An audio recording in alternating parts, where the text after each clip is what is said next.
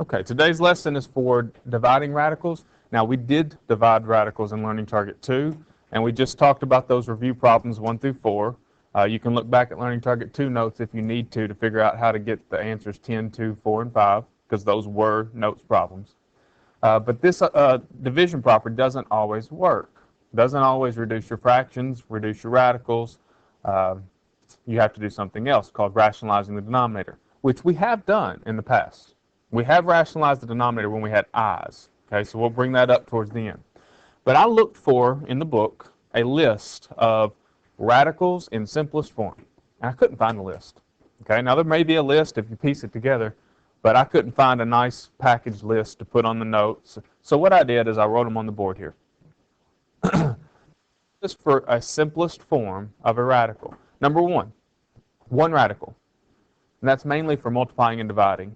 When there's multiple radicals, make it one radical. Number two, no radical in the denominator. Well, 1 through 4, our practice problems on the board, they all had radicals in the denominator, and now they don't, because the division property took care of it for us. Number 3, no fractions as radicands, which means you can't have a square root of 2 over 3. You can't have a fraction as your radicand. Number 4, combined like terms, which doesn't really apply today. That was for Learning Target 3 when there's addition and subtraction.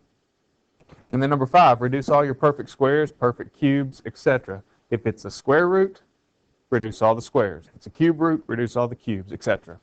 Today we're focusing on the second and third one, not having a radical in the denominator and not having a fraction under the radical, not having a fraction as radicand. So let's look at the examples on the next page here. For rationalizing the denominator, and you can go back real quick. You can read through this. It kind of talks about what we just said on the board. The first example, you'll need to change your notes. When I printed those, it said square root of 3. Change number 5 to 8 over the square root of 2. Yeah, just to 8, no square root. So number 5, the problem itself should be 8 over the square root of 2. Okay. We did this back when we did 45, 45, 90 triangles. You did it in geometry. Sometimes you got that kind of answer. Now, in geometry, I think you left it like that a lot of times. But you can't leave a radical in the denominator. So does the square root of 2 reduce? No.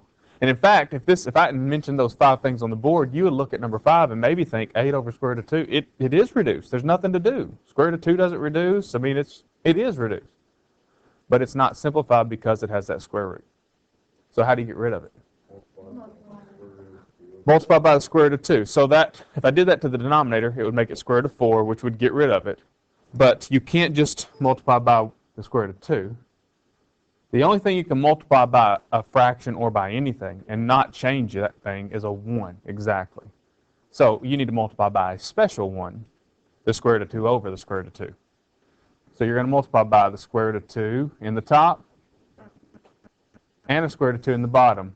Essentially, you're multiplying by 1. Anything divided by itself, square root of 2 divided by square root of 2, that's 1. And it doesn't change the value of your expression, it just changes the way it looks. So the top becomes 8 square roots of 2, and the bottom, or denominator, becomes square root of 2 times square root of 2, square root of 4, which is 2. And then the 8 and the 2 reduce to 4 square roots of 2. That's called rationalizing the denominator. Simplest terms, get rid of the radical that's in the denominator. So number 6, to get rid of that, multiply by square root of 3 over square root of 3. Why couldn't you just... Now, what you might want to consider in number 6 is think, if I put that under 1 square root, I'd have 5 over 3. But that is a fraction as a radicand, and you can't have that either. So trying the division property that we tried in 1 through 4, it just won't reduce. The fraction won't reduce. So we got to use something else, and that's where we use rationalizing the denominator. So good question. And we get square root of 15 in the top, and we get square root of 9 in the bottom, right? Which reduces to 3. Final answer, square root of 15. over 3. Questions so far? Am I going too fast, or is that all right? Okay. We switched gears, though, in number 7. We're switching from square roots to cube roots. So unless you have them memorized, which you may, you might want your reference sheets. Because we're going to be talking cube roots, fourth roots, we're going to have some big numbers. You'd like for that cube root of 2 to go away. Well, if we tried putting it under the same cube root and make a fraction out of the 5 and the 2, it doesn't reduce nicely. So we got to do something else. We've got to rationalize the denominator. What would you like that 2 to be? You'd like it to be a perfect cube. So you look at your cube list, and 8's the first one that you could turn it into using multiplication. It's kind of like reducing a fraction or getting a common denominator for a fraction. You could turn number 7's denominator, that 2, you could turn it into many things. A 64, 216, a bunch of perfect cubes. But if you'll pick the smallest perfect cube, you'll reduce less in the end. Kind of like when you're picking a common denominator for a fraction. Try to find the least common denominator. All right, so cube root of 8 it is. That's what we're after. So if we're after cube root of 8 in the denominator, that's what we want in the denominator. What do we have to multiply by? 4. Cube root of 4. You got it. Cube root of 4, top and bottom. So the top, or numerator, becomes cube root of 5 times 4, 20. And the denominator reduces for a final answer of cube root of 20 over 2. Now, we're not going to go into this in deep detail until after the video, maybe. But the temptation here is to take that 20 and that 2 and make it 10. But you can't. Because the cube root of 20, the same temptation should have been there in number 6, to take the 15 and the 3 and make it 5. But you can't, because the square root of 15 is a decimal. It's not a 15. It's a decimal. And it doesn't reduce that way. So we'll talk more about it outside. Yeah, Quinn. What do we multiply by 3 square roots of 4? It's the cube root of 4. It's not 3 square roots. It's a cube root problem. But the reason we multiply by the cube root of 4 is because over here, the list that says simplest form, number 2 says you can't have a radical in the denominator. Problem number 7 has a cube root of 2, a radical in the denominator. You got to get rid of it. So we look at the cube root in the top of the fraction, cube root of 5, and think, well, maybe we can take 5 over 2 and reduce the fraction that way. Would it reduce? No, the 5 over 2. If we took, let me write it. If we took the cube root of 5 over 2 and wrote this as the cube root of a fraction, would 5 divided by 2 reduce? No. So we got to do something else. And that's learning target 4. The something else is learning target 4. It's rationalize the denominator. And that's turn the 2 into an 8. Turn the cube root of 2 into the cube root of 8.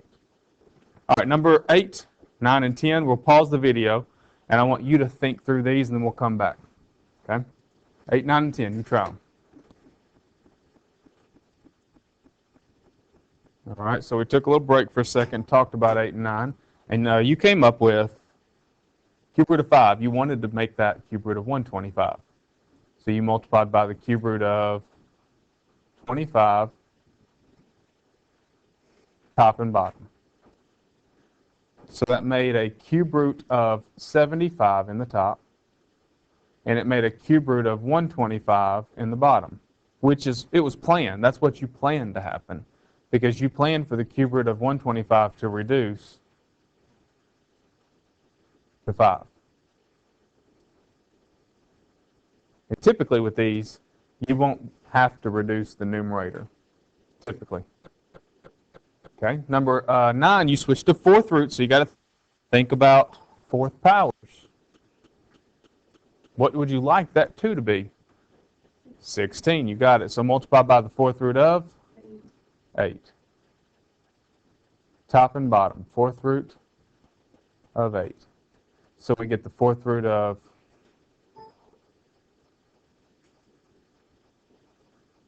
24 over the fourth root of 16, which reduces to final answer, fourth root of 24 over 2. And it's going to be tempting to make that 24 and 2, to divide that and make 12. So just be careful, and we'll talk about it off the video. Cube root of 9, cube root of negative 16. There's two approaches on this one. Two ways you can go about this. One, you can see that there's already a negative 8 times 2 for the 16, and you can start reducing that. Or option 2, just deal with the negative 16 and turn it into a perfect cube. So which way do you want to go? Good question. Do you need to make it positive? All right, so let's just go with the make the 16 into a perfect cube. Okay, so let's look at our list. What's the number we can turn 16 into? 64. So there is a choice. Do you go with 64 or do you go with negative 64? Well, what I would recommend is going with the radicand being negative 64. And the reason is, if you didn't, you'd have to reduce the negative 1 that comes out in the top. Let's finish the problem, then we'll look back and we'll see what that means. Okay? You multiply 16 times 4, so cube root of 4 top and bottom.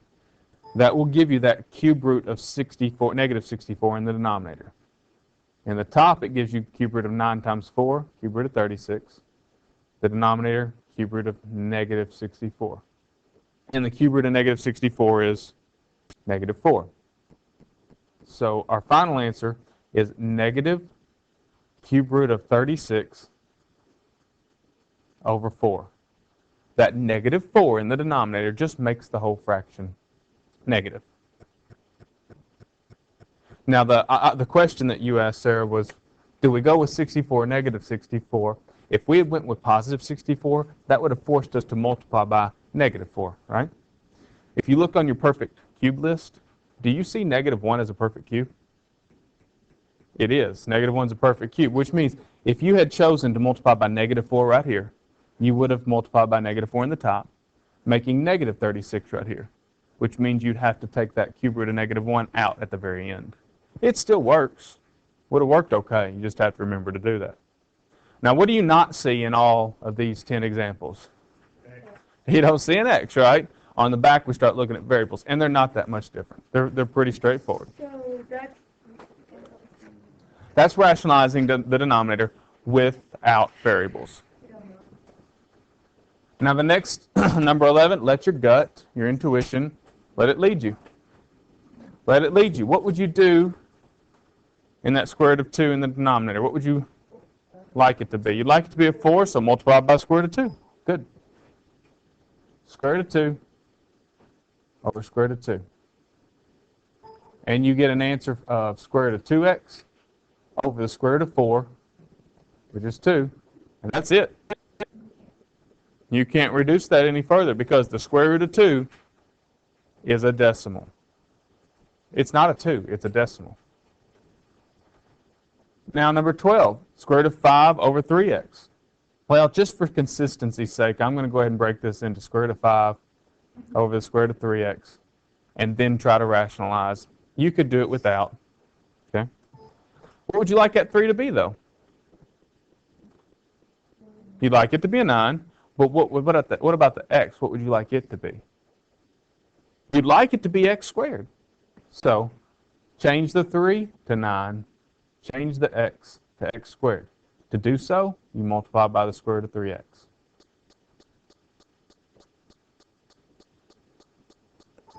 When you do that, you get the square root of 15x in the top over the square root of 9x squared, which was planned. And then the square root in the denominator reduces. Final answer, square root of 15x over 3x. You still need to think about absolute values, yes, but we're not going to focus on them right now. Okay? Yes? So basically, all you have to do is look at the bottom and see what makes the perfect square or cube or whatever it is. Right. That's all that rationalizes. Yes, it's getting rid of the radical, which makes you think about the question you just said, which was think about trying to make a perfect square out of the denominator or cube or fourth power, depending on the index. Yes, exactly. So with that in mind, number 13, you got a cube root of 2x. You're thinking cubes now. So you'd like to turn the 2 into an 8 and the x into a x cubed. Yeah, good. Not x squared, x cubed, because you're thinking cubes. So what does that for you? You have to multiply by a cube root of what? Of 4 to get the 8, and x squared to get the x cubed. You got it. So that's the thought process for rationalizing the denominator, which has a goal of getting rid of the square root or cube root in the denominator. All right, sounds like you're getting this stuff. So the top of number 13 becomes the cube root of 20x squared. And the denominator becomes the cube root of 8x cubed, like we planned. And your final answer is the cube root 20x squared over 2x. All right, we're going to pause the video again, just long enough for you to try 14 and 15, then we'll come back and look at them. I would hesitate to do 16 for now, but I would go ahead and try 14 and 15. We'll talk about them and then come back. Okay, so we talked just briefly about the cube roots and fourth roots, and I walked around and saw you turned the 5 that's in the denominator of 14 into a 125. That's what you decided, right?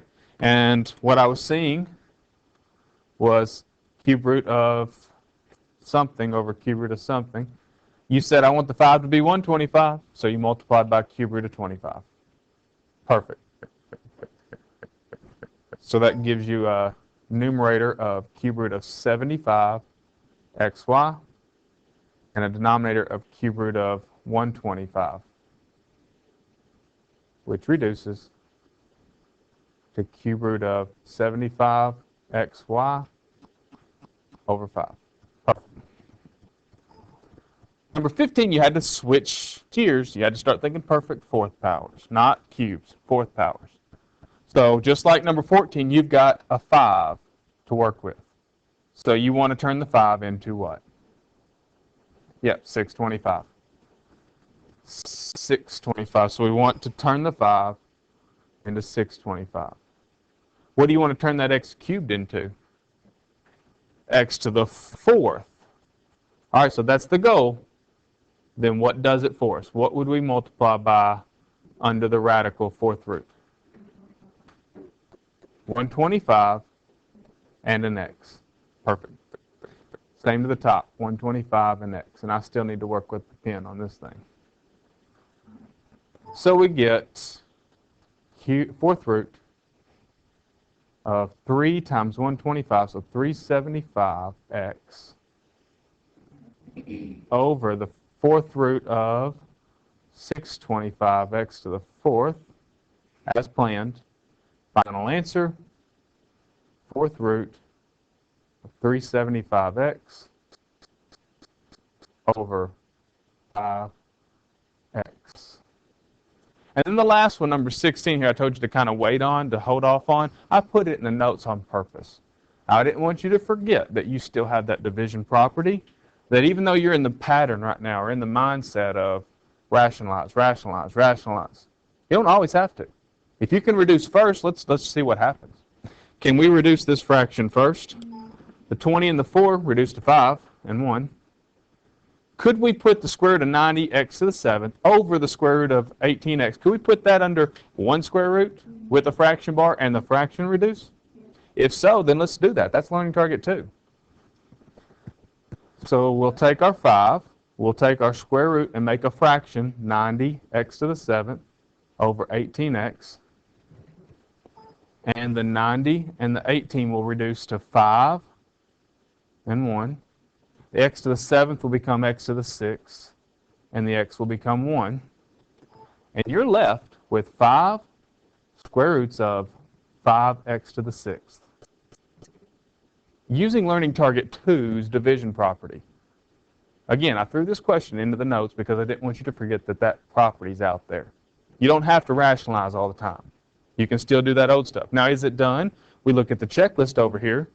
And the very last one says reduce any perfect cubes, any perfect squares, and there's some perfect squares in here. That x to the 6 reduces. Learning target 1 to x cubed, right? So your final answer is 5x cubed square roots of 5. Yeah, Yeah, you could get there by rationalizing. You could get there by taking the square root of 90 and realizing that that has a 9 times 10 in it and taking the 9 out. And, there's a lot of ways to get there. Okay? And there'll be definitely a lot of ways to get to the answer in learning target 5. Okay? All right, last 3 questions. We switch to binomials. I want to remind you of 2 things before we do these 3 problems. Number 1, yesterday, when we did learning target 3, we multiplied conjugates. 5 minus square root of 2 times 5 plus square root of 2 and got 23. No radicals, just a number. I also want to remind you here at the bottom of the notes that we have done problems like this, 2 plus 3i over 1 plus minus I. And what would we have multiplied that by? Exactly, 1 plus I, the complex conjugate of the denominator. Take off the word complex, and that's what we're doing today with the binomials.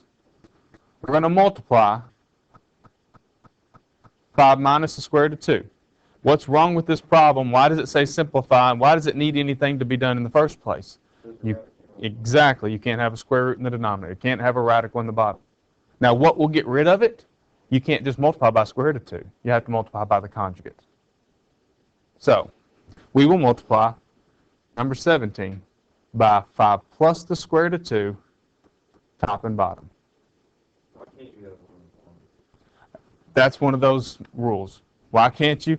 I'm sure there is a good reason. But I'll be honest with you, I don't know that reason.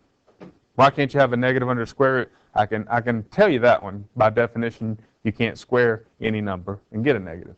Why can't you have a square root in the denominator? Why can't you have a negative in the denominator? It's one of those kind of things. Okay? And I'm sure there is a valid reason. I just don't know it. Okay? I'll look into it. But this one's a short answer because we already know the bottom. When you FOIL the bottom, you get 23. We did it yesterday. When you multiply the top, it's a distribute. 3 times 5, 15. 3 times square root of 2, 3 square roots of 2. And that's it. No more square root in the denominator. That's your answer. That is rationalized. So I'm going to let you try the last 2. We'll pause the video while we finish this up. But before you try them, tell me what you're going to multiply by. 1 minus the square root of 3 over 1 minus the square root of 3. And on number 19, what are you going to multiply by? 2 plus the square root of 3 over 2 plus the square root of 3. And before I pause the video, that's basically 4 questions. In number 18, you're going to distribute the top, 4 square roots of 2 times a binomial, distribute. And in the bottom, number 18, you're going to FOIL. 1 plus the square root of 3 times 1 minus the square root of 3. And in number 19, you're going to FOIL the top and FOIL the bottom. 4 learning target 3s. So I'm going to pause the video because if you need to learn how to do that, you need to go back to learning target 3 video to see that. Okay? Okay, so we're back. We did the learning target 3 problems on the board, and we came up with 4 square roots of 2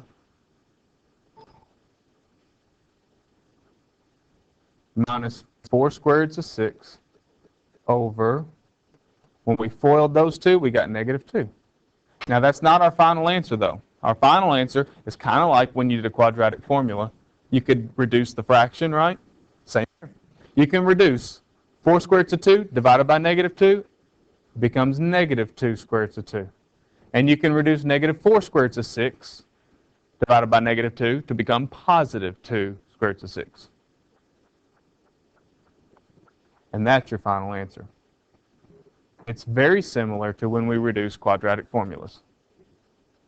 Number 19, on the board, we FOILed the top and got 14 plus 8 square roots of 3. We FOILed the denominator and got 1. So your final answer is 14 plus 8 square roots of 3. And that's learning target 4. Stop it here.